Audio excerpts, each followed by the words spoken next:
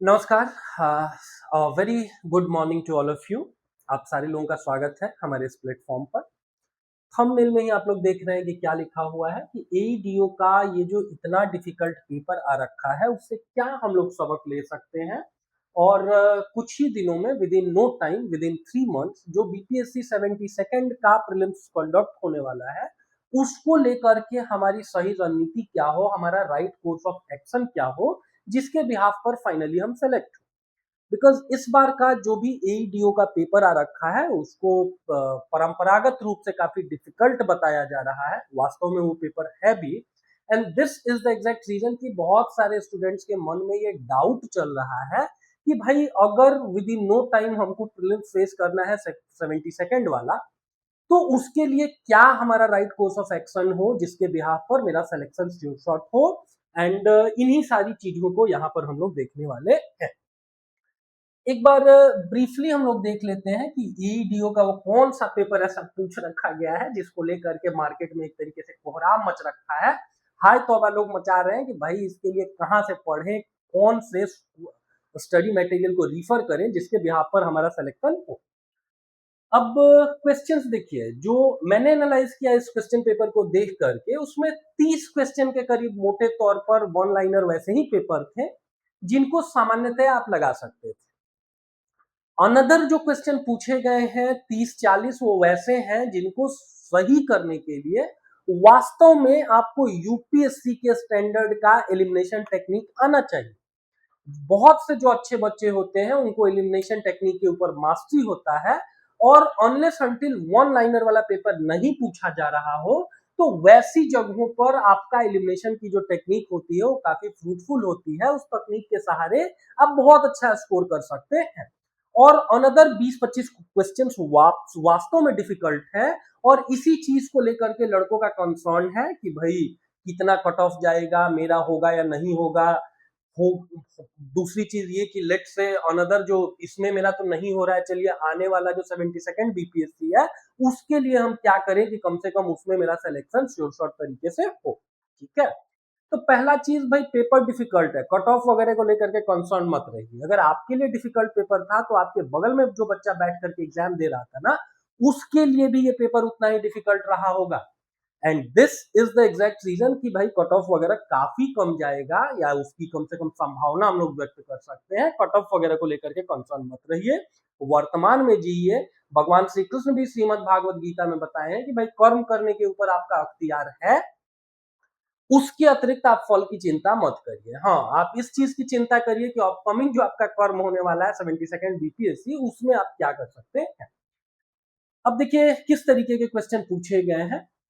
Q enclose by absolute not. अब ऐसे question जो 19 नंबर में दिया गया है कि भाई दो स्टेटमेंट दिए गए हैं, ठीक है, इलेक्ट्रोस्टैटिक्स की बातें की गई है, Q not by Q enclose by absolute not की बात की गई है। तो सीधी अगर सपाट भाषा में कहें तो 11th-12th का अगर आपने फिजिक्स नहीं पढ़ रखा है, अगर आप साइंस बैकग्राउंड से नहीं आते हैं, तो ऐसे क्वेश्चंस को करना आपके लिए वास्तव में डिफिकल्ट होगा। 64th बीपीएससी के पहले जाकर के देखेंगे ना, तो मैथ्स वाले सेक्शन में, क्वांटिटेटिव एप्टीट्यूड वाले सेक्शन में ये लोग डिफरेंशियल इक्वेशन और इंटीग्रेशन तक पूछे हुए हैं। ठीक है, तो हो सकता है कि भाई अब ये लोग चाह रहे हैं कि 10th स्टैंडर्ड्स के ऊपर के क्वेश्चंस आपसे पूछे जाए, और this is the exact reason कि लड़कों में थोड़ा भय वगैरह हो रखा है। ये क्वेश्चन है, आप लोगों ने देखा ही होगा। बहुत सारी चीजें, जैसा कि हम बताएं कि 30 क्वेश्चन कम से कम ऐसे जरूर हैं जो वन लाइनर क्वेश्चन ही है।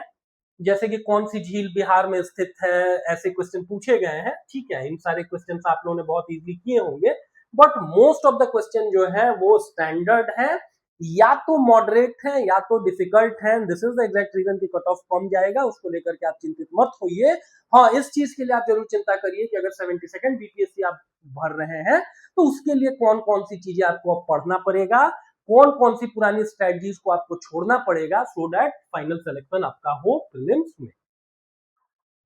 बात करेंगे हम लोग, बहुत सारे डायमेंशंस देख रहे होंगे, तो एईडीओ का जो ये कठिन पेपर पूछा गया, इससे क्या क्या हम लोग सबक ले सकते हैं, आगे क्या चीजें कर सकते हैं, क्या सिलेबस है, किस तरीके से और नई चीजों को आपको अपनी स्ट्रेटजी में ऐड करना पड़ेगा, कौन से बच्चे सेलेक्ट हो रहे हैं।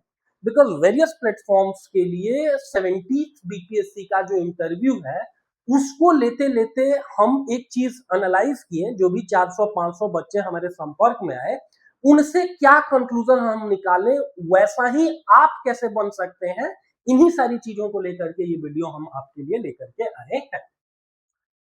आज की इस क्लास में हम लोग ये भी बात कर रहे होंगे, देखिए कट ऑफ वगैरह तो आप सारे लोगों को पता ही है कि भाई सिलेबस वगैरह तो पता ही है कि ये लोग जनरल साइंस पूछते हैं अप्रोक्सीमेटली 30 क्वेश्चन के आसपास। History of Bihar and Indian history पूछते हैं अप्रोक्सीमेटली 30 या 35 क्वेश्चन के आसपास। ज्योग्राफी के क्वेश्चंस ये लोग पूछ रहे होते हैं 20 क्वेश्चंस, और उन 20 क्वेश्चंस में भी जो बिहार की स्पेसिफिक ज्योग्राफी है या जो इंडियन ज्योग्राफी है उसको लेकर के ये लोग ज्यादा कंसर्न होते हैं, ज्यादा क्वेश्चंस पूछते हैं। पॉलिटी और इकोनॉमी वाले सेक्शन को मिला करके 10 और 15 25 क्वेश्चन ये लोग पूछते हैं। इसके अतिरिक्त जो मेंटल एबिलिटी वाला पार्ट है, क्वांटिटेटिव एप्टीट्यूड कह लीजिए, लॉजिकल रीजनिंग कह लीजिए, उससे भी ये लोग 10 क्वेश्चन पूछते हैं। और बचे हुए जो क्वेश्चन हो गए जैसे 60 हो गया, 2080 हो गया, 105 हो गया, 115 हो गया, बचे हुए 35 के करीब क्वेश्चन इन्होंने क्या किस सेक्शन से पूछते हैं, तो करंट अफेयर्स वाले सेक्शन से पूछते हैं। बट रीसेंट टाइम में कौन कौन से चेंजेस आए हैं, उन रीसेंट चेंजेस को भी हम लोगों को देखना होगा, समझना होगा। आज की इस क्लास में हम लोग इस पे भी थोड़ा बात कर रहे होंगे ना कि ये जो किताब यहाँ पर रखी हुई है लूसेंट, आप लोगों में से बहुत सारे बच्चे हैं, क्वाइट श्योर कि भाई पढ़ते ही पढ़ते हैं, तो क्या अब ये किताब बेकार हो रखा है 72nd बीपीएससी के लिए, या अगर इसको पढ़ना ही है तो किस तरीके से पढ़ेंगे, इन्हीं सारी छोटी छोटी चीजों के ऊपर हम लोग बात करेंगे। राइट कोर्स ऑफ एक्शन रखिए, राइट कोर्स ऑफ एक्शन रखेंगे तो महादेव की अनुकंपा होगी, जरूर से जरूर आप सेलेक्ट हो जाएंगे। ठीक है। हरिवंश राय बच्चन ने कभी लिख रखा है कि पूर्व चलने के बटोही बाट की पहचान कर ले। जिस रास्ते पर आप चलने वाले हैं ना उसको एक बार प्रॉपर तरीके से आपने जज कर लिया कि क्या क्या करने का हमको जरूरत है, और उन्हीं सारी चीजों के ऊपर, उन्हीं रणनीतियों के ऊपर आपने अमल करना शुरू कर दिया, तो यकीन मानिए डिफिकल्ट से डिफिकल्ट पेपर अगर होगा तो भी आप लोगों के लिए बहुत समस्या नहीं होगी। ठीक है। अगला कुछ चीज जिसके ऊपर आपको ध्यान देने की जरूरत है, रीसेंट टाइम का जो कट ऑफ रहा हुआ है, जैसे 67 बीपीएससी का कट ऑफ देखिए 113 रहा हुआ है, सारे के सारे वन लाइनर क्वेश्चन थे, लूसेंट जैसे क्वेश्चन थे। ठीक है। बच्चों ने जो भी ट्रेडिशनल तैयारियां करते थे भर भर करके सारे वन लाइनर फैक्ट्स को सही कर दिया, and this is the exact reason कि भाई कट ऑफ आप देख सकते हैं कि 113 जितना हाई चला गया, सबका कट ऑफ यहाँ पर है। ठीक है। 71st बीपीएससी का एक इंटरेस्टिंग सिग्निफिकेंस ये है कि most of the coaching institutes या जो भी जीएस के एक्सपर्ट्स होंगे उनके पुराने वीडियोस को आप खंगालेंगे ना, तो मोस्ट ऑफ द लोगों ने कट ऑफ कितना बताया था, 78 बताया था, 80 बताया था, 82 बताया था, 84 85 बताया था। But at the end of the day cut off कितना गया है, 88 जितना हाई मार्क्स गया हुआ है। और बिलीव मी 85 और 88 के बीच आपको लग रहा होगा कि ये 3 मार्क्स का अंतर है, इन 3 मार्क्स के अंतर में कम से कम 10-12 हजार बच्चे फंसे होंगे। तो इससे भी एक चीज हम लोग सबक ले सकते हैं कि भाई अब सारे बच्चे पढ़ रहे हैं, सारे बच्चे पढ़ रहे हैं, and this is the exact reason कि भाई अगर आपकी तैयारी प्रॉपर नहीं हुई तो गेम से बाहर होते भी देर नहीं लगेगा। हमेशा बाबू भैया करके बात करना इज नॉट गुड, कभी कभी आपको यथार्थ वाले आईने के सामने आपको खड़ा कर देना भी बहुत इंपॉर्टेंट है। ठीक है। तो इस चीज को भी जानेंगे कि सब बच्चे पढ़ रहे हैं, आपको भी पढ़ने की जरूरत है।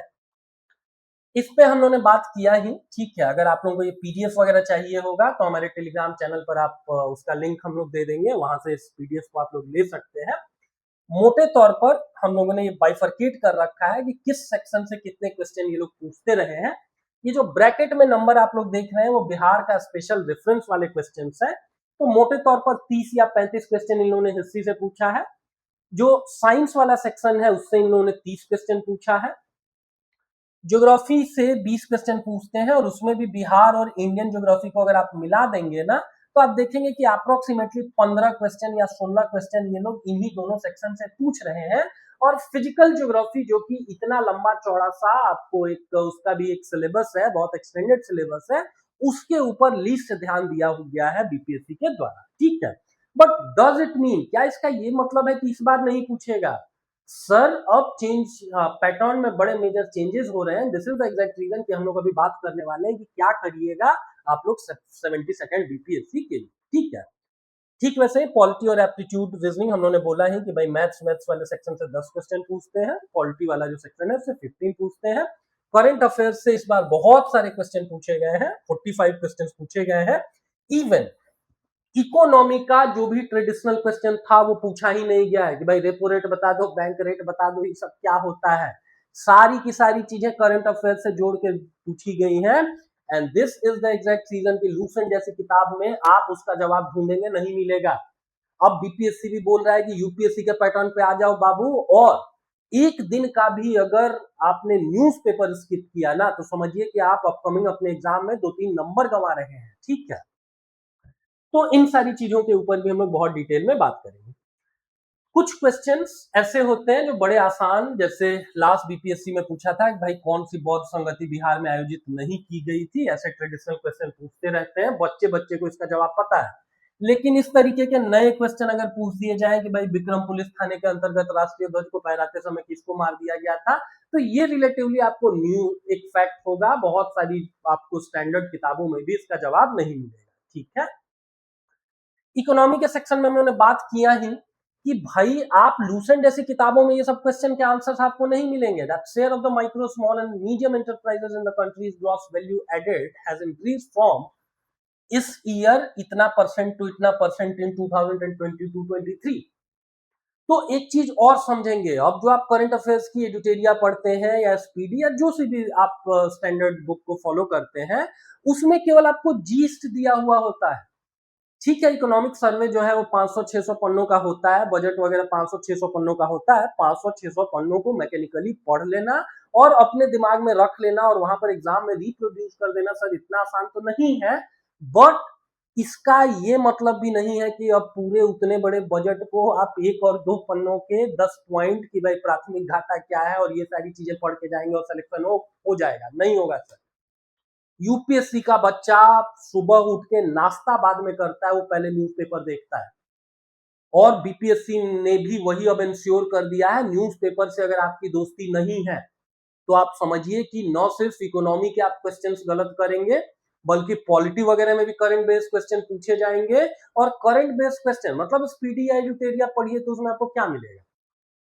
अच्छी चीज ये है कि उन लोगों ने भाई 50-100 पन्ने की एक किताब में बहुत सारी चीजों को कंपाइल करके दे दिया है।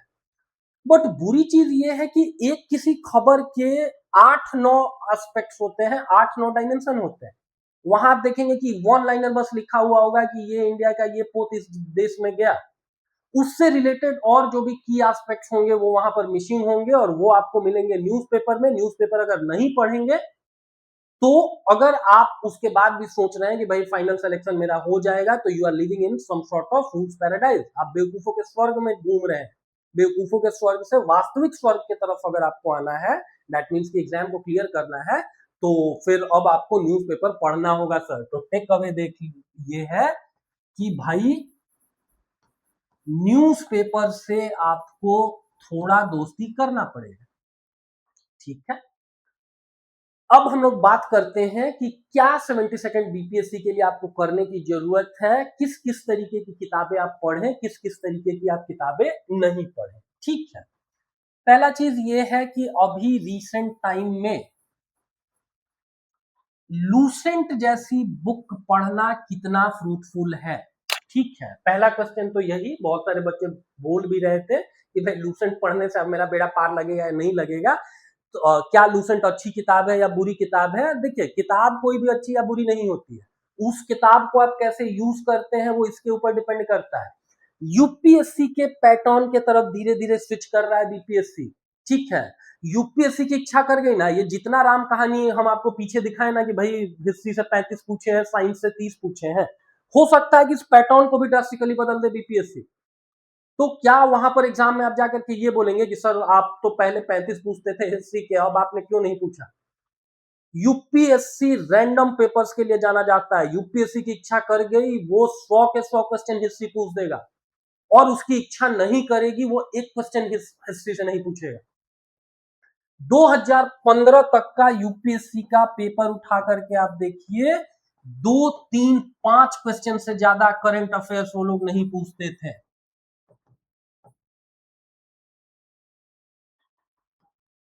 और 2016 का पेपर उठा करके देखेंगे 70 क्वेश्चन करंट अफेयर से थे। तो 70 क्वेश्चन अगर इन लोगों ने करंट अफेयर से पूछ दिए, दैट मीन्स आपका हिस्ट्री पढ़ना, पॉलिटी पढ़ना, इकोनॉमी पढ़ना, वो सब का सब मतलब जो भी ट्रेडिशनल पार्ट है अब आपके किसी काम का नहीं रहा। इस बार भी आप लोगों ने देखा ना कि लास्ट बीपीएससी में हम लोगों ने दिखाया कि भाई 45 क्वेश्चन करंट अफेयर्स के पूछे गए हैं। हो सकता है कि इसका नंबर और ड्रास्टिकली बढ़े, फिर आप क्या करेंगे, वो भी देखेंगे कि भाई एडुटेरिया में क्या लिखा हुआ है, उस फैक्ट को छोड़ करके आप पूछो बच्चों से, ठीक है। एक साल यूपीएससी ने काम किया हुआ है, तो पहला चीज तो ये जानेंगे कि अब आपको तैयारी करने की जरूरत है यूपीएससी के पैटर्न पर। यूपीएससी जिस तरीके से आपको क्वेश्चंस पूछता है वैसा ही अब आपको प्रिपेयर करना होगा बीपीएससी के लिए। और एक तरीके से देखिए तो भाई ये इंटेलेक्चुअल लेवल पर अगर बात किया जाए तो ये ठीक इनिशिएटिव है। वन डे वाले एग्जाम से कम बीपीएससी की प्रतिष्ठा ज्यादा है, और उस प्रतिष्ठा को अगर आपको रीस्टैब्लिश करना है, बिकॉज क्वेश्चन आउट या और तमाम बुरे रीजन से बीपीएससी चर्चा में रहा, और तब उन्होंने अपने में बड़े व्यापक सुधार किए, और बड़े व्यापक सुधारों की इस कड़ी के तौर पर अब वो लोग बहुत रैंडम पेपर पूछ रहे हैं, ठीक है। तो लूसेंट का क्या सिग्निफिकेंस है? लूसेंट का सिग्निफिकेंस बड़ी अच्छी किताब है सर। अगर बीपीएससी की इच्छा कर गई तो 72nd बीपीएससी में फिर से वो लोग पूछ देंगे 150 वन लाइनर, ठीक है। तो दैट मीन्स वहां के लिए तो लूसेंट बड़ी अच्छी किताब है। तो पहला चीज ये जानेंगे कि लूसेंट ठीक किताब है, लेकिन अब कम से कम आपको 5000 एमसीक्यूज लगाने होंगे वन लाइनर, और 2 से 3000 कम से कम एमसीक्यूज आपको अच्छे वाले भी लगाने होंगे, मल्टीपल आपको स्टेटमेंट्स वाले क्वेश्चन को भी लगाना होगा, ठीक है। अच्छा, ये अपने आप में डिफिकल्ट एंड चैलेंजिंग क्यों है बच्चों के लिए? बिकॉज 2 घंटे में 150 क्वेश्चन पूछता था बीपीएससी। 2 घंटे में 150 वन लाइनर अगर आप क्वेश्चन में से पूछ रहे हैं, तो दैट मीन 150 फैक्ट अगर आप हमको पता है, उन्हीं फैक्ट्स के आधार पर मेरे भविष्य का आप फैसला करेंगे। अब एक एक क्वेश्चन में अभी हम लोगों ने देखा कि एईडीओ में 3-3 स्टेटमेंट पूछे गए बहुत सारे क्वेश्चंस में। तो अब आप मेरे से एक्सपेक्ट कर रहे हैं कि उसी 2 घंटे के समय में अब हम 150 फैक्ट्स नहीं बल्कि 300-400 फैक्ट्स को एनालाइज करें, और उन फैक्ट्स से हम मैकेनिकली बता पाए कि भाई कौन सा स्टेटमेंट सही है, कौन सा स्टेटमेंट गलत है। दूसरा एक और चीज, तो लूसेंट पढ़िए। बहुत सारे बच्चों का ये कंसर्न है कि लूसेंट पढ़े कि नहीं पढ़े, वन लाइनर उनकी इच्छा करेगी पूछेंगे, and this is the exact reason कि लूसेंट पढ़िए। लेकिन लूसेंट के ऊपर अगर आपकी एक्स्ट्रा डिपेंडेंसी है, लूसेंट के अतिरिक्त आपको अगर कुछ नहीं आता है, तो समझिए कि अगर टफ पेपर पूछ दिया गया, रैंडम पेपर पूछा गया, तो गेम से बाहर होने के आपके चांसेस ज्यादा है, अनलेस अनटिल आपने किसी बाबा बंगाली के पास जा करके कोई मतलब वो पुड़िया उड़िया जो होता है ना, वो वैसा अगर नहीं ले रखा है तो बाहर होने के चांसेस ज्यादा है। कुछ और चीजें आपको दिखाते हैं। किसी भी एक सेक्शन को अगर उठाया जाए कि किस तरीके के क्वेश्चन पूछे जाते हैं, मतलब किस तरीके के फैक्ट्स दिए गए हैं आपको इस लूसेंट वाली किताब में, तो जैसे इंडियन ही ज्योग्राफी निकालते हैं। हाँ, एक और फैक्ट के ऊपर आपसे बात करते हैं। पहला चीज देखिए कि अभी के समय में एनसीईआरटी बेस्ड कंटेंट पढ़ना is always a good, because अभी के समय में क्या हो रखा है कि सारे बच्चे जागरूक हो रखे हैं। एक भी क्वेश्चन में उनको गड़बड़ दिखेगा, वो लोग क्या करेंगे, जाकर के कोर्ट में केस फाइल करेंगे कि बीपीएससी इस गलत तरीके से आंसर दे रखा है, और उसका सीधा सा सॉल्यूशन आयोग सबको दिखता है कि मोस्ट ऑफ द क्वेश्चन आप पूछो कहां से, एनसीईआरटी से, बिकॉज एनसीईआरटी ऑथेंटिक डेटा का स्रोत माना जाएगा, लूसेंट नहीं माना जाएगा। अब भारत के भूगोल में ही देखिए पेज नंबर 128 पे क्या लिख रखा है, 128, 127 वगैरह पे क्या लिख रखा है। भारत के भौतिक स्वरूप की चर्चा की गई है, आप सारे लोगों के पास होगा ही, एक बार देख लीजिएगा। भौतिक रचना तथा धरातल के स्वरूप के अनुसार भारत को 5 भागों में बांटा गया है। उत्तर पर्वतीय मैदान, उसके अतिरिक्त विशाल मैदान, प्रायद्वीपीय पठार, मरुस्थलीय प्रदेश और समुद्र तटीय मैदान। अब ये सब चीजें कोई मैथमेटिक्स नहीं होता है, ठीक है, कि कोई एब्सोल्युटली कहे, लेकिन 11th क्लास की एनसीईआरटी उठाइए आप ज्योग्राफी की, उसमें लिख रखा होगा कि भारत का जो भौतिक स्वरूप का विभाजन है वो हम 6 आधार पर करते हैं।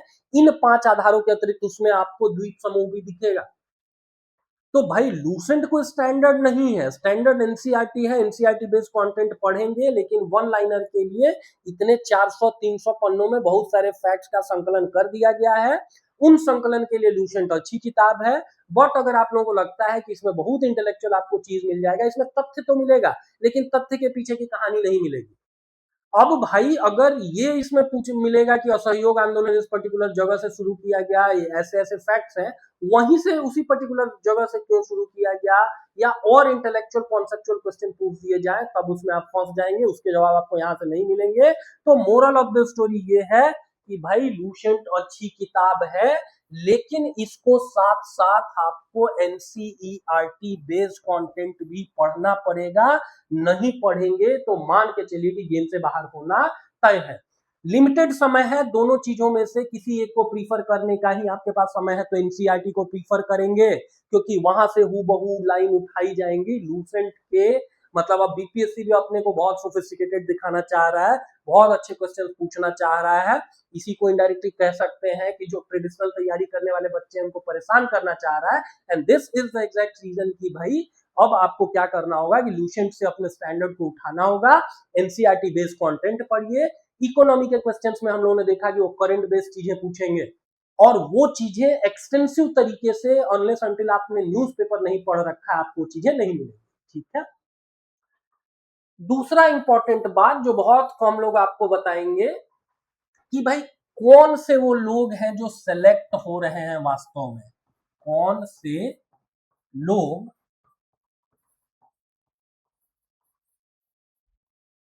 सेलेक्ट हो रहे हैं।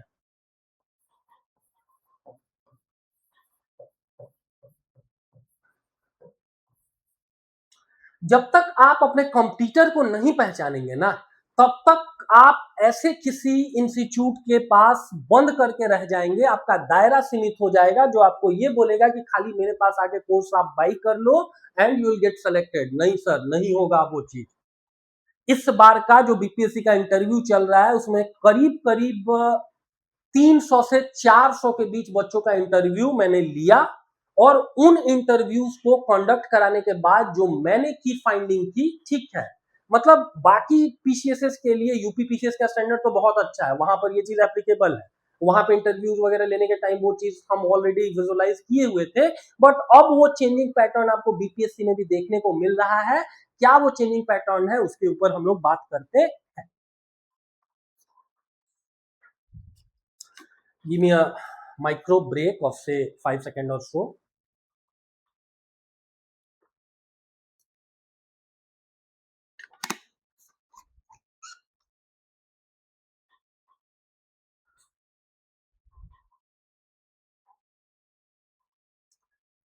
देखिए सर, लेट से मार्केट में इस चीज को लेकर के एक तरीके से हवा है कि इस बार का जो बीपीएससी है उसमें लगभग 1000 सीट्स होंगी, कहीं कहीं पर 1200 के आसपास भी बताया जा रहा है। वो डिपेंड करता है, हर विभाग से पूछा जाता है कि भाई आपको कितना रिक्वायरमेंट है। तो अभी तक माना जा रहा है कि 1000 के आसपास सीटें हैं, प्लस माइनस 10-20-50, ठीक है। तो प्रीलिम्स में लेट से अगर 10 गुना ये लोग रिजल्ट देंगे तो 10,000 10K जो बच्चे होंगे, 10,000 बच्चे प्रीलिम्स क्लियर करेंगे। अब इन 10,000 में कौन से बच्चे होंगे इसके ऊपर एक बार आप बात करिए, then you will get some idea कि कितना कंपटीशन है। और आप जो अभी फूल्स पैराडाइज में चल रहे हैं कि इतना ही पढ़ लेने से मेरा सिलेक्शन हो जाएगा, उससे थोड़ा आपका बचाव होगा। ठीक है, बहुत टेंशन भी नहीं लेना है। ठीक है, बोलते हैं ना कि चिंता और चीता में बहुत अंतर नहीं होता है, तो बहुत टेंशन नहीं लेना है। ठीक है, बहुत चिंतित नहीं होना है, आपके पास बहुत एम्पल समय है। जिस तरीके से हम लोग बात कर रहे हैं, जिस तरीके से अब आपको चेंजिंग पैटर्न में पढ़ना होगा, उस पैटर्न को एक बार फॉलो करिए। महादेव की इच्छा होगी तो श्योर शॉट आपका सिलेक्शन होगा। लेट से कि 10,000 बच्चे प्रीलिम्स में क्लियर होंगे। ठीक है, इन 10,000 बच्चों का आपको बाइफर्केशन बताएं क्या होगा। 10,000 बच्चों में से मान के चलिए कि 3,000 बच्चे तो ऐसे होंगे जो पिछली बार भी सेलेक्ट हुए थे और इस बार भी वो सेलेक्ट होंगे। पढ़ पढ़ करके उनका मतलब इंटेलेक्चुअल लेवल उतना अच्छा हो गया है, वो मल्टीपल पीसीएसएस के आपको मेंस वगैरह लिख रहे हैं। तो 3,000 बच्चे कम से कम ऐसे होंगे जो कि आपको पिछली बार भी सेलेक्ट हुए थे, इस बार भी सेलेक्ट होंगे। अगर आप नए कोई स्टूडेंट है तो आपको एक बार हम ब्रीफ कर रहे हैं कि भाई कंपटीशन क्या होने वाला है, किन लोगों के साथ आपका पाला पड़ने वाला है, उसी हिसाब से तैयारी करिए, चीजें अच्छी हो। अनदर 1000 बच्चे तो ऐसे होंगे ना जो कहीं ना कहीं सेलेक्टेड है, ठीक है, ऑलरेडी वो एक ठीक ठाक सी सरकारी जॉब में है। अभी क्या जो बीपीएससी का इंटरव्यू है ना, उसमें बहुत सारे ऐसे बच्चों से मेरी मुलाकात हुई जो कहीं ना कहीं आपको वेल सेटल्ड है, ठीक है, सेंट्रल जॉब में भी है, but only because of the reason कि उनकी मातृभूमि बिहार है, कोई फैमिली कॉन्स्टेंट है और उसी के कारण वो बिहार वापस आना चाहते हैं। तो मान करके चलिए कि उन बच्चों का भी इंटेलेक्ट लेवल अच्छा है, वो बच्चे भी सेलेक्ट होंगे। तीसरा, अब पहले क्या होता था ना कि जो हिंदी माध्यम के बच्चे होते थे ना, उनका सिलेक्शन पीसीएसएस में ज्यादा होता था, खासतौर से बीपीएससी में और ज्यादा होता था। बट इस बार का जो इंटरव्यू कंडक्ट कराने के दौरान मैंने देखा ना कि 70 टू 80% जो बच्चे हैं वो मोर और लेस इंग्लिश मीडियम के थे, ठीक है। अब और 300-400 बच्चों का एक सैंपल साइज, ठीक ठाक सा सैंपल साइज है। अब या तो ये हो सकता है कि हमारे पास मैक्सिमम अंग्रेजी माध्यम के बच्चे पहुंचे, या ये भी हो सकता है कि भाई बहुत से मतलब बहुत सारे बच्चे इंग्लिश मीडियम के सेलेक्ट हो रहे हैं। तो हिंदी मीडियम के बच्चों के लिए छोटा सा वार्निंग है कि भाई इंग्लिश मीडियम में चूंकि कंटेंट वगैरह भी अब आ रखा है, अच्छा इंग्लिश मीडियम में अगर कोई बच्चा पढ़ रहा है तो दैट मीन्स कि उसकी स्कूलिंग थोड़ी ज्यादा अच्छी हुई है, बट नो मतलब इससे ऑफेंड नहीं होना है। हमारे सरकारी स्कूलों से पढ़ करके, हिंदी माध्यम से पढ़ करके बच्चे नासा और कहाँ कहाँ गए हुए हैं, बट एक जनरल बात कर रहे हैं कि इंग्लिश मीडियम के बच्चों का सिलेक्शन बढ़ा है और आपको अब सतर्क होने की जरूरत है कि भाई आप भी उसी इंटेलेक्चुअल तरीके से पढ़ेंगे तभी आपका सिलेक्शन होगा। इंग्लिश आपको भाषा ना अच्छा होता है ना बुरी होती है, वो आपके विचारों को के संप्रेषण का माध्यम मात्र होती है। तो इंग्लिश से अब उतना आप लोगों को मतलब दूरी बनाने की जरूरत नहीं है। पब्लिक वेलफेयर शब्द भी जानिए, अगर लोक कल्याण अगर आप शब्द जान रहे हैं तो, ठीक है। कॉन्स्टिट्यूशनल कुछ वर्ड्स हैं उनको इंग्लिश वगैरह में भी, या साइंस एंड टेक का कंटेंट देखेंगे वो बहुत ज्यादा आपको इंग्लिश में ही मिलेगा। क्वांटम कंप्यूटिंग वगैरह से रिलेटेड जो भी सोफिस्टिकेटेड चीजें होंगी वो जो आर्टिकल्स होंगे वो इंग्लिश मीडियम में होंगे। And this is the exact reason कि थोड़ा इंग्लिश भी पढ़ने का प्रयास करिए, एकदम से कुएं का मेढक बन के मत रह जाइए। कुएं के मेढक लोग अब सेलेक्ट नहीं हो रहे हैं। थोड़ा बेसिक मतलब 5-10% आपको अंग्रेजी भी आना चाहिए। साइंस एंड टेक या बहुत सारे एस्पेक्ट्स में वो चीजें आपको हेल्प आउट करेंगी, ठीक है। तो अभी तक का टेक अवे हम लोग इस पे भी बात करेंगे कि एग्जैक्टली क्या क्या स्टडी मटेरियल आपको प्रीफर करने की जरूरत है, क्या क्या पढ़ने की जरूरत है। कौन से लोग सेलेक्ट हो रहे हैं, तो भाई 1000 सीटें हैं, 10,000 बच्चे, 3000 तो पिछले बार वाले, 1000 बच्चे ऐसे जो कि कहीं ना कहीं जॉब कर रहे हैं वो आकर के उनका सिलेक्शन होगा। 1000 बच्चे ऐसे भी होंगे और 1000 बच्चे ऐसे होंगे जो यूपीएससी की बहुत सीरियसली तैयारी कर रहे होंगे, ठीक है। 1000 से लेकर 2000 बच्चे ऐसे होंगे जो यूपीएससी की सीरियसली तैयारी कर रहे होंगे। और यूपीएससी जैसा अगर एग्जाम में क्वेश्चन पूछा गया, इलिमिनेशन टेक्निक बेस्ड क्वेश्चन पूछा गया, तो इट मींस कि भाई तब उनके सेलेक्ट होने के चांसेस आपसे ज्यादा हो जाएंगे। और बड़े मेजर चांसेस है कि भाई इस बार का जो 72nd बीपीएससी का पेपर होगा वो इलिमिनेशन टेक्निक बेस्ड होगा। यूपीएससी प्रीलिम्स में आई हैव स्कोर्ड 140 प्लस।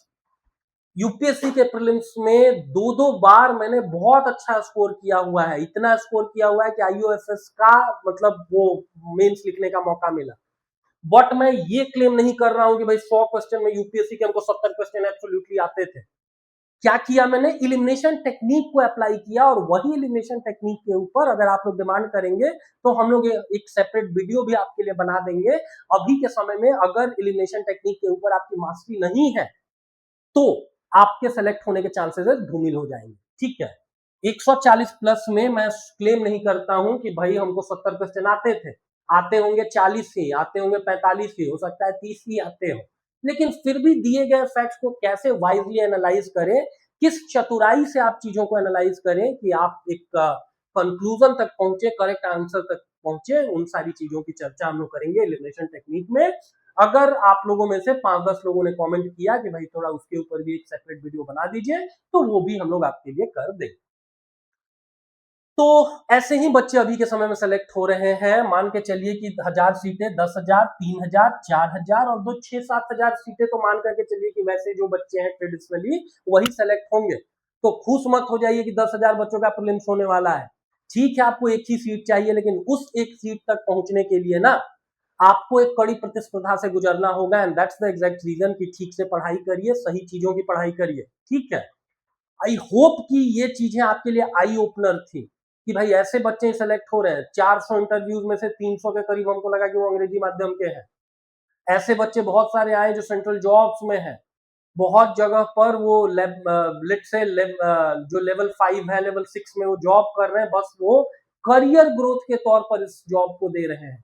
और चूंकि उनको मतलब ब्रेड एंड बटर के लिए वो एग्जाम नहीं दे रहे हैं, this is the exact reason कि डर के बिना वो एग्जाम में बैठेंगे, उनके चांसेस बहुत अच्छे हो सकते हैं।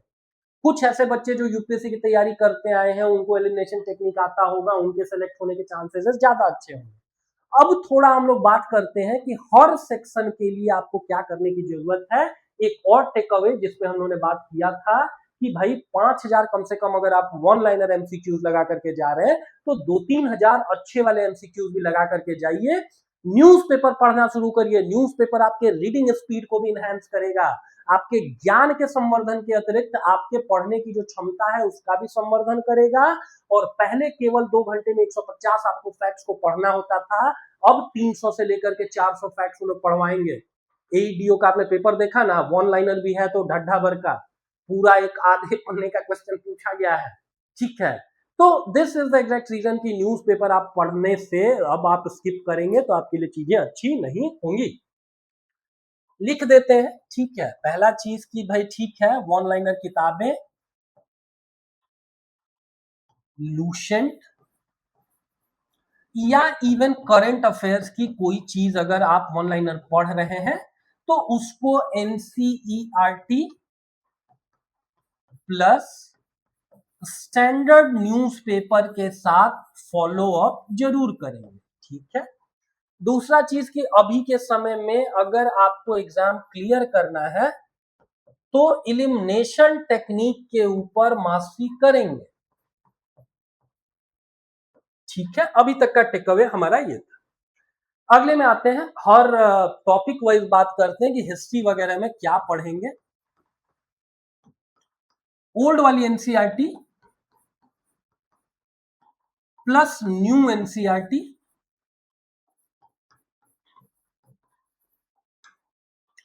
और प्लस स्पेक्ट्रम भी पढ़ेंगे।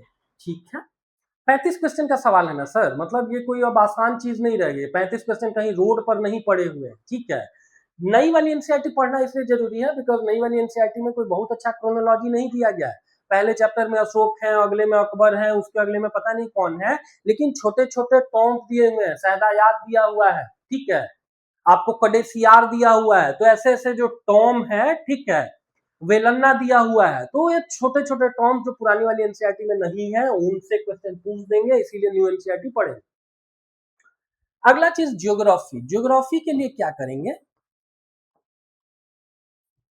बस 11th और 12th क्लास की नई वाली एनसीईआरटी को पढ़ लेंगे और साथ साथ 10th की एनसीईआरटी जो है उसके लिए भी अगर आपके पास थोड़ा समय निकल आए तो उसको पढ़ा जा सकता है।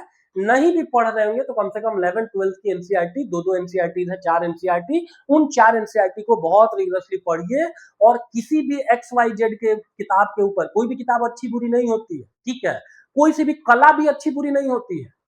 हो सकता है कि आपको खाना बनाने आता हो, हमको मतलब तैरने आता हो, दोनों कलाओं का अपना अलग अलग जगह पर अलग अलग सिग्निफिकेंस है। लेकिन जिस दिन बाढ़ आएगा ना, उस दिन मेरे तैरने की कला काम आएगी, आपका खाना बनाने का कला काम नहीं आएगा। And this is the exact reason कि if you are in Rome be like a Roman. अब एनसीईआरटी से क्वेश्चन पूछे जा रहे हैं तो एनसीईआरटी को किसी भी XYZ किताब के ऊपर, चाहे वो कितनी ही अच्छी क्यों ना हो, प्रीफर करें। ठीक है, ज्योग्राफी हो गया। ठीक है, साइंस एंड टेक के लिए एक तो 7th से 10th क्लास तक की जो एनसीईआरटी है उसको बड़े अच्छे तरीके से कर लेंगे। ठीक है, 7th से 10th क्लास तक की एनसीईआरटी करने के अतिरिक्त जो 11th और 12th क्लास की एनसीईआरटीज हैं उनका बायो हो गया या फिजिक्स हो गया, उसका जो आखिर में एनसीईआरटी के जीस्ट दिया होता है ना एक एक पन्ने का, कम से कम उस जीस्ट को भी आप लोग एक बार पढ़ सकते हैं अगर समय है तो। नहीं है तो ठीक है, 7 से 10 क्लास तक की एनसीईआरटी को पढ़िए।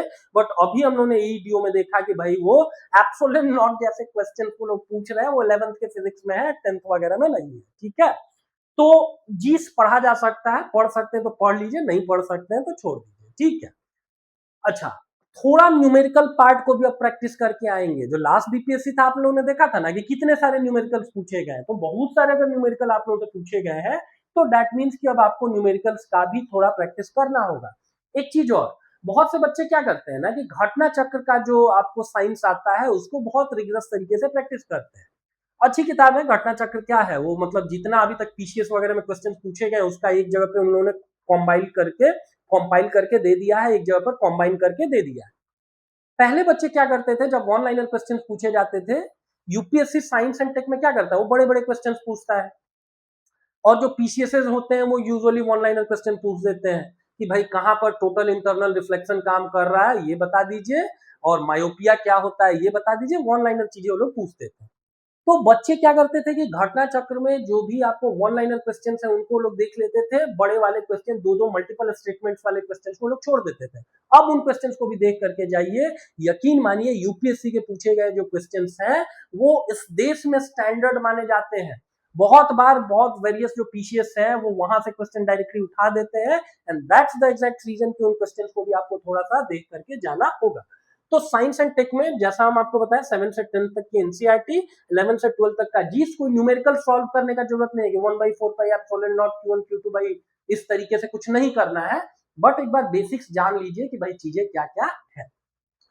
इसके अतिरिक्त अगर अगर घटना चक्र आप लोग पढ़ते आए हैं तो पढ़िए, कोई दिक्कत नहीं है, बट साथ में उसका जो मल्टीपल स्टेटमेंट वाले क्वेश्चंस हैं उनको भी एक बार देख लेंगे, ठीक है।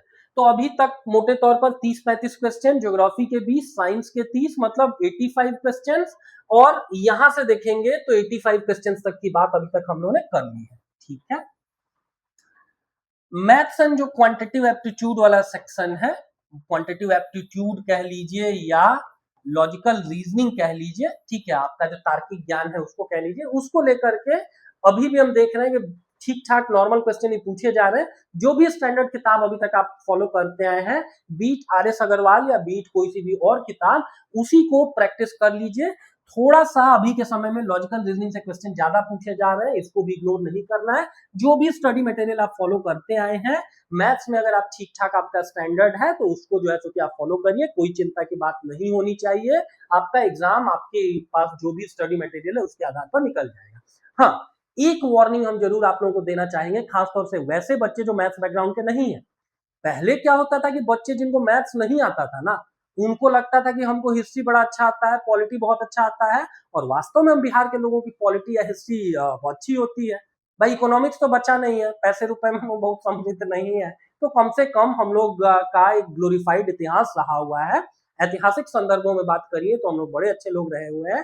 भगवान बुद्ध हो गए, महावीर स्वामी हो गए, सारे लोगों की कर्म भूमि जन्मभूमि रहा हुआ है Bihar. And this is the exact reason कि पहले आप लोगों को लगता था कि हिस्ट्री और पॉलिटी से मेरा काम चल जाएगा, नहीं सर।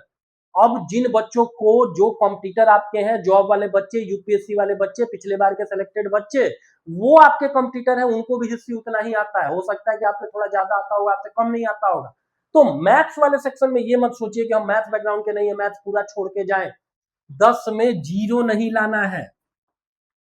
सामान्य सामान्य से क्वेश्चन पूछे जाते हैं, प्रयास करना है कि 6 से 7 नंबर मरते हुए हालत में भी आए, और थोड़ा आप एफर्ट लगा देंगे। अगर मैथ्स आपका कमजोर है तो 9 से लेकर के 8 से लेकर के 9 नंबर तक भी बहुत इजीली सही किए जा सकते हैं। अगर आपका मैथ्स में कुछ बहुत कंसर्न है तो I have scored a very decent percentile in CAT exam, ठीक है। And apart from GMAT exam. तो हम आपको ब्रीफली कुछ कुछ चीजों के ऊपर गाइड कर सकते हैं। हम मान करके चल रहे हैं कि मैथ्स एंड क्वांटिटेटिव एप्टीट्यूड आपका बहुत कंसर्न नहीं होगा। फिर भी 4-5 लोगों का अगर हमको मैसेज मिल गया कि भाई इन इन टॉपिक्स के ऊपर क्या करना है, तो एक बार आप लोग बताइएगा, उनके ऊपर हम लोग ब्रीफली बात कर लेंगे। ठीक है। इकोनॉमिक्स में आप लोग इको लिखे तो एक और चीज हमको याद आ गया, अभी तक इन्वायरमेंट से क्वेश्चन नहीं पूछे जा रहे हैं बीपीएससी में, इस बार पूछा जा सकता है। This is the exact reason कि इन्वायरमेंट भी थोड़ा तैयार करिएगा, और कम से कम जो करंट अफेयर्स वाली चीजें हैं या ट्रेडिशनली जो मॉन्ट्रियल प्रोटोकॉल है, ठीक है, क्यों क्लोरीन डेट्रीमेंटल होता है हायर एटमॉस्फेयर में, उन सारी चीजों को एक बार तैयार करके जाइए। ठीक है। इकोनॉमिक्स वाले सेक्शन में अब आप लूसेंट जैसी किताबों के ऊपर बिल्कुल रिलाई नहीं करेंगे। बहुत सारा बेसिक कॉन्सेप्ट आपको पता हो गया होगा कि भाई क्या होता है इन्फ्लेशन, क्या होता है जीडीपी। अब आप क्या करेंगे, न्यूज़पेपर को जरूर से जरूर फॉलो करेंगे। ठीक है। अभी तक नहीं पढ़े हैं तो कोई बात नहीं, जब जागो तभी सवेरा। अभी से कम प्रयास करिए ना कि सवेरे उठिए तो नाश्ता करने के पहले ढूंढिए कि न्यूज़पेपर वाले जो भैया हैं वो न्यूज़पेपर दिए हैं या नहीं दिए हैं। न्यूज़पेपर पढ़ने का भी तरीका होता है, पहले वाले पन्ने या दूसरे वाले पन्ने पे जो चटपटी खबरें छपी हुई होती हैं उनको हम लोग पढ़ने में बहुत सारा समय व्यर्थ कर देते हैं। ठीक है, कि 2 गुटों में मारपीट, 4 का सर फूटा, 6 जख्मी, ट्रैक्टर और ट्रक भीड़े। ठीक है। तो ऐसी खबरें नहीं पढ़नी है, पहले एडिटोरियल वाला पन्ना पढ़िए, फिर जाकर के वो पहले पन्ने में ब्रीफली देख लीजिए कि देश भर में क्या क्या पॉलिटिकल चेंजेस हुए हैं। ठीक है। जो 1/3 वीमेन रिजर्वेशन है उसको लेकर के क्या नई अपब्रिंगिंग आ रखी है। बट एडिटोरियल वाले पन्ने पे तुरंत आप स्विच करिए। जो इंटरनेशनल न्यूज वाला पन्ना है कि ईरान और अमेरिका में आज क्या हुआ, कौन सी कोई रिसेंट साइट चर्चा में है, उसको एक बार देखेंगे। साइंस एंड टेक से संबंधित कोई आर्टिकल है उसको देखेंगे। और उसके बाद उस जो न्यूज़पेपर है वो आपके यूज का नहीं है। चटपटी खबरें या फिल्मी खबरें या आईपीएल में कौन से रोहित शर्मा ने सेंचुरी मारा या नहीं मारा, वो सारी चीजें आपके कंसर्न की नहीं होगी। आईपीएल खत्म हो जाएगा तो मोस्ट वैल्यूएबल प्लेयर और ये सारी चीजें ब्रीफली देख लीजिए। ठीक है। हाँ, अभी आईपीएल भी चल रहा है, आईपीएल से भी बचना जरूरी है। वो आपके लाइफ के 3-3 4-4 घंटे खाएगा, आपको पता भी नहीं चलेगा। रन बना करके मैन ऑफ द मैच की ट्रॉफी रोहित शर्मा साहब लेकर के जा रहे होंगे, लेकिन बीइंग अ स्टूडेंट आपके लिए फॉर द टाइम बीइंग वो चीजें बहुत अच्छी नहीं होंगी। ठीक है। तो उससे भी बचेंगे। मतलब हर व्यक्ति को अपना प्रेफरेंसेस सेट करना पड़ता है। हर व्यक्ति को बोलते हैं ना, हम लोग को लगता है कि हम लोग अपनी मंजिल तय चुनते हैं। हम लोग अपनी मंजिल नहीं, अपना रास्ता चुनते हैं, उसके बाद वो रास्ता हमारी मंजिल को चुनता है। दिल्ली जाने वाली फ्लाइट में बैठेंगे ना तो दिल्ली में ही लैंड करेंगे, कलकत्ता में लैंड नहीं करेंगे। तो now it's up to you कि 3 घंटे आईपीएल देख करके समय नष्ट करना है या उन्हीं 3 घंटे में हिस्ट्री, ज्योग्राफी, पॉलिटी या अलग अलग चीजों को रिवाइज करना है। ठीक है। तो लूसेंट में ही न्यूज़पेपर बेस्ड चीजें पढ़ेंगे। पॉलिटी में भी ना बेयर एक्ट वगैरह को थोड़ा डिटेल में देखेंगे कि कॉन्स्टिट्यूशन में क्या है। लक्ष्मीकांत जैसी जो अच्छी किताबें हैं उनको एक बार जरूर फॉलो करेंगे, रेदर देन कि लूसेंट केवल उठाएं और आर्टिकल वार्टिकल मतलब बहुत ब्रीफली जाने। हमको लग गया कि भाई बहुत सारी चीजें हमको आती हैं, वो चीजें अब नहीं होंगी। Last but not the least, अगर आपको करंट अफेयर्स पढ़ना है तो ठीक है, एडुटेरिया या स्पीडी हो गया, इस तरह की वन लाइनर मैगजीन को अगर आप पढ़ते आए हैं तो ठीक है, वन लाइनर फैक्ट्स उनको देखेंगे। बट मल्टीपल सोर्सेज को एक तो आप रिफर करेंगे। मल्टीपल सोर्सेज रिफर करने का मतलब ये हुआ कि केवल एक मैगजीन के सहारे नहीं बैठेंगे, और दूसरा की कोई इंपॉर्टेंट सा खबर है तो उससे रिलेटेड जो और भी चीजें हैं ना उनको भी आप लोग एक बार देखेंगे। हम लोग प्रयास करेंगे कि करंट अफेयर्स आप लोगों के लिए सारा का सारा लेकर के आए, जो भी डिटेल्ड है। जिस तरीके का क्वेश्चन आपको लास्ट बीपीएससी में पूछा या इस एईडीओ में पूछा जा रहा है, उस पैटर्न के क्वेश्चंस आप लोगों को कराएं। और इन दोनों चीजों को साथ साथ पढ़ेंगे, किसी एक पर एक्स्ट्रा रिलाई नहीं करेंगे। साथ में न्यूज़पेपर भी देखते रहेंगे, जो भी इंपॉर्टेंट चीजें हैं। Same story is applicable with Bihar special. Imtiaz Ahmed sahab हो गए या कोई सा भी किताब हो गया, ठीक है, घटना सार हो गया, ऐसी किसी भी किताब को अगर आप रिफर कर भी रहे तो मल्टीपल सोर्सेज की तरफ जाएंगे। ठीक है। अब आपको लगेगा कि हम इतनी सारी चीजें बता दिए, ये पढ़ेंगे कैसे, तो मत पढ़िए। जो लोग सेलेक्ट हो रहे हैं वो पढ़ करके आ रहे हैं। ठीक है। एक तो मेरा मतलब एक हुआ कि नहीं मतलब सब बोल दें कि भाई सब कुछ चीजें सही हैं, बड़ी अच्छी चीजें हैं, ऐसे ही पढ़िए हो जाएगा, नहीं होगा सर। अब वो ट्रेडिशनल जमाना गया। एक मशहूर शायर का शेर है कि गुजर गया वो जमाना कहे तो किससे कहे, रकीब कौन हुआ वो मुकाम किसका था। Same thing is applicable here also. अब वो जमाना गुजर गया, 67 बीपीएससी गया कि 150 वन लाइनर फैक्ट आप लूसेंट पढ़ के बता देंगे, ठीक है। न्यूज़पेपर को पढ़ेंगे और मल्टीपल सोर्सेज को इन दोनों जगहों पर देखेंगे। अगला आज से हम लोग क्या करेंगे ना, चूंकि अपकमिंग जो 71st बीपीएससी है उसमें भी अब क्वेश्चन ऐसे ही पूछे जा रहे हैं, पूछे जाएंगे, मतलब बहुत अच्छे सोफिस्टिकेटेड क्वेश्चन पूछे जाएंगे। वो ट्रेडिशनल जमाना गया कि भाई हिस्ट्री में 10 बातें उन्होंने लिख रखी हैं, असहयोग आंदोलन, सविनय अवज्ञा, क्विट इंडिया मूवमेंट, चंपारण आंदोलन, उनमें से कुछ एक पूछ देंगे। संथाल हो गया या मुंडा विद्रोह हो गया, उसमें से कुछ पूछ देंगे। 3 थ्योरिस्टों के नाम दिए गए हैं, बापू, महात्मा गांधी, जवाहरलाल नेहरू और रविन्द्रनाथ टैगोर, इन्हीं तीनों में से किसी एक से पूछ देंगे। अब हिस्ट्री वगैरह के क्वेश्चंस भी अच्छे पूछेंगे। पॉलिटी या जो पॉलिटी में वो जमाना गया कि प्रेसिडेंट और गवर्नर के पावर्स को राष्ट्रपति और जो राज्यपाल है उनकी शक्तियों को कंपेयर कर दीजिए। करंट बेस्ड चीजें पूछेंगे, नारी ये जो वीमेन रिजर्वेशन बिल है इसके ऊपर क्वेश्चन पूछेंगे।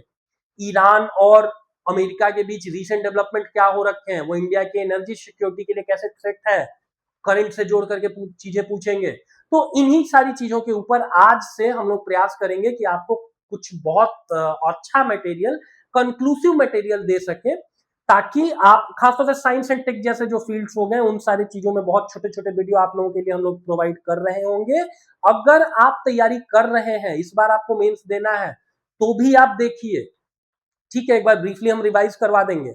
साइंस एंड टेक में खासतौर से क्वांटम कंप्यूटिंग, ये सब क्या चीजें होती हैं, इसको हिंदी माध्यम में कैसे लिखना है, फिलहाल हम लोग हिंदी माध्यम में ही करा रहे होंगे।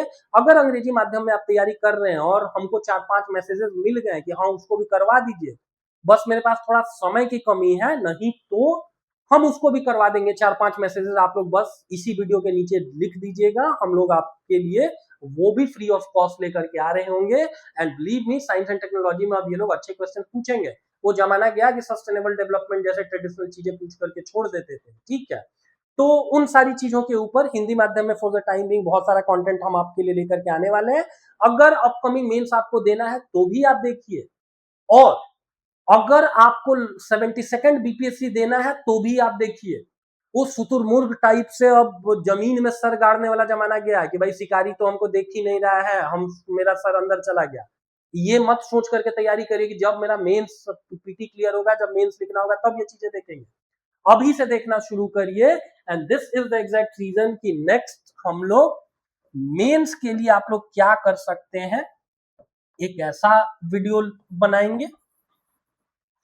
और मेंस के जो भी इंपॉर्टेंट टॉपिक्स हैं, हिस्ट्री वगैरह हमको पता है कि आप में से मैक्सिमम लोगों को बहुत अच्छा आता होगा, बट कम से कम साइंस एंड टेक या जो करंट अफेयर्स में बहुत इंपॉर्टेंट चीजें हैं, उन सारी चीजों को हम लोग यहाँ पर आपके लिए जरूर कवर अप करने का प्रयास करेंगे। And that's all in this particular video, ठीक है। हमारे इस चैनल पे अगर आप नए हैं तो एक बार आप सब्सक्राइब कर देंगे। अगर ये सारी चीजें आपको फ्रूटफुल लगी, अगर ये वीडियो किसी ऐसे व्यक्ति तक पहुंचा है जो मतलब मान के चलिए आप तैयारी नहीं करते हैं, आपके फैमिली में कोई लोग तैयारी करते हैं, तो अब उनको भी एक बार आगाह करने के लिए मतलब परफेक्ट ये चीज है कि भाई अब किस तरीके से आपको तैयारी करना है। And at the end of the day, thanks for watching, कि आप मेरा मतलब ये आधा घंटा 45 मिनट का बकवास सुने, मतलब इससे बहुत सारी चीजें आपको काम की मिलेंगी ही, ठीक है। महादेव की सबके ऊपर कृपा हो, ठीक से पढ़िए, सिलेक्शन जरूर होगा। Thank you.